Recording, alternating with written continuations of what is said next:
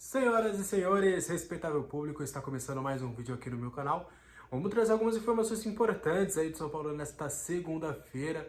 Aconteceu muita coisa depois ali do meu vídeo da manhã, então a gente vai atualizar algumas coisinhas que aconteceu. Começando pelo sorteio, né? Hoje a CBF definiu os mandos de campo para as finais da Copa do Brasil, que serão disputadas nos dias 17 e 24 de setembro. E o São Paulo vai decidir em casa, né? A CBF sorteou. O Flamengo vai começar o confronto, né? Terá a primeira partida da final jogada no estádio do Maracanã e o São Paulo vai contar aí com o apoio do seu torcedor na volta no dia 24. E ali teve toda a cerimônia, né? Tudo que antecipou ali o sorteio, também Caleri dando entrevista, Rafinha, Dorival, todos ali com o mesmo discurso, né? De entrar, quem sabe, para a história do São Paulo por conquistar a primeira vez, pode conquistar pela primeira vez aí o título da Copa do Brasil. O discurso, pelo menos, dos três estavam bem alinhados. A gente vai ver aí se no campo esse entrosamento vai fazer valer. Falando um pouquinho do Flamengo, né? O Flamengo teve uma notícia triste para os torcedores rubro-negros, né? O Arrascaeta e o Luiz Araújo tiveram graves contusões e pelo tempo ali estimado, né, de 4 a 6 semanas, os dois que tiveram lesões até meio que parecidas, os dois dificilmente terão condições de enfrentar o São Paulo. Luiz Araújo, que estava começando a se ambientar no Flamengo, tinha se tornado aí um dos destaques do time rubro-negro, tanto que na última partida, no sábado, contra o Internacional, ele ganhou a titularidade pela primeira vez e foi uma titularidade que ele conquistou realmente no campo, né, porque ele já vinha entrando bem em algumas partidas, e o Arrascaeta, que para muitos, né, é o melhor jogador hoje do futebol brasileiro, na minha visão, pelo menos o principal meia do futebol brasileiro hoje é a Arrascaeta, vão ser duas baixas aí importantes para o Flamengo na final, né? Inclusive vários setoristas rubro-negros falaram que é caso realmente de milagre os dois conseguirem estar em condições de jogo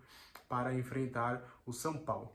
E ainda falando, para a gente terminar dessa questão da Copa do Brasil e tudo mais, o Júlio Casares começou a trabalhar ali nos bastidores, né? Hoje o presidente do São Paulo aproveitou para fazer algumas reuniões com a CBF, fez algumas cobranças, inclusive para o CNM, que é o chefe da arbitragem da CBF, inclusive cobrando ali escolhas corretas para as duas finais, para que a arbitragem não seja a protagonista do confronto. Acho que ninguém quer realmente que uma final tão bonita, né, de Flamengo e São Paulo, com todo o contexto, seja atrapalhado e protagonizado por erros de arbitragem. Então ali o Casares já ali mexendo seus pauzinhos ali nos bastidores para fazer uma leve pressão ali para que não tenha nenhum problema em relação à arbitragem.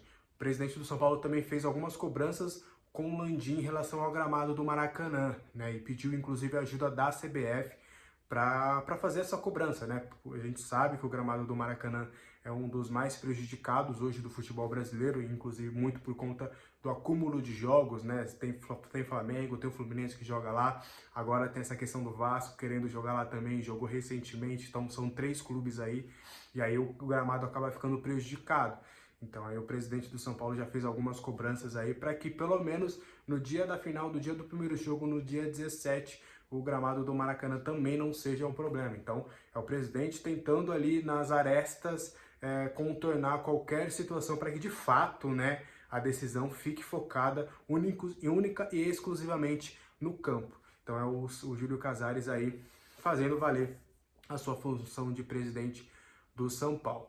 Então, a gente já fechou aí essa questão da Copa do Brasil e aí a gente vai pular para o mercado da bola. Hoje o Thiago Fernandes, lá do Goal, ele trouxe uma informação importante em relação ao Wellington, confirmei a informação dada por ele em primeira mão, que o Brentford, clube da Premier League lá na Inglaterra, já formalizou inclusive a minuta de um documento onde fará uma proposta oficial para o São Paulo, buscando a contratação do lateral esquerdo Wellington, né? Eu conversei com algumas pessoas ali para entender. O Wellington, como eu já falei em vídeos anteriores, ele gostaria de renovar contrato com o clube, inclusive algumas conversas já estavam sendo iniciadas e posteriormente retomadas após a final da Copa do Brasil, mas ele tem um interesse óbvio de ir para o futebol europeu no futuro. É um sonho de vários jogadores hoje no futebol brasileiro.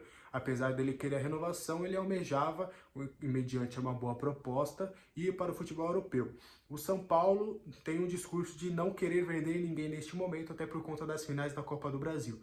Mas, caso realmente apareça uma proposta, nesse caso do Wellington, que seja uma proposta realmente muito vantajosa do ponto de vista financeiro, aí eu acho que vai ser muito difícil do São Paulo segurar, porque por mais que o presidente Casares fale e tudo mais, que não quer vender, que é algo esportivo, a gente sabe que o São Paulo tem algumas dificuldades, algumas limitações financeiras neste momento. O São Paulo precisa pagar algumas dívidas. O São Paulo está com um dos maiores débitos hoje do futebol brasileiro. Mas, em caso de uma boa proposta, uma proposta vantajosa, e essa proposta vantajosa que eu ouvi foi ali mais ou menos na casa de 15 milhões de euros, tá? Algo semelhante a Pablo Maia e Beraldo também, se aparecesse uma proposta bem vantajosa. Pelo que eu ouvi, a proposta não vai chegar perto disso. Então a tendência é que o Wellington fique no São Paulo pelo menos até o final da temporada, e aí sim, tanto o Brentford ou outras equipes que ofertarem uma proposta do ponto de vista financeiro menor, nesse sentido de 15 milhões de euros, baixar para 12, 11, 10 milhões de euros, aí o São Paulo vai estar mais propenso a fazer uma venda, e isso vale não só para o Wellington, mas para o Pablo Maia, para o Beraldo também. Então, eu acredito, pelo que eu apurei com algumas pessoas, dificilmente o Brentford vai ter condições neste momento de fazer uma proposta tão grande, tão vantajosa assim, ao ponto de o São Paulo falar, putz, é irrecusável, realmente, eu acho que não vai dar para segurar nesse momento. E o empresário do jogador tem afirmado e me confessou de que tem outros clubes também da Europa interessados, monitorando o jogador há um bom tempo já.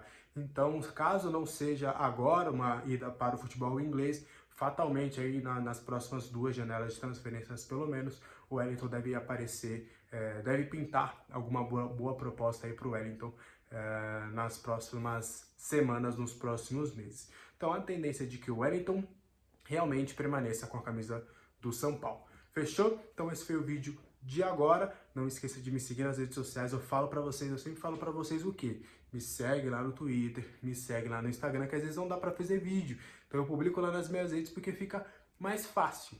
Então aproveita para me seguir nas redes sociais também para ficar por dentro. A qualquer momento eu volto com maiores informações aí do Tricolor Paulista. Tchau, tchau.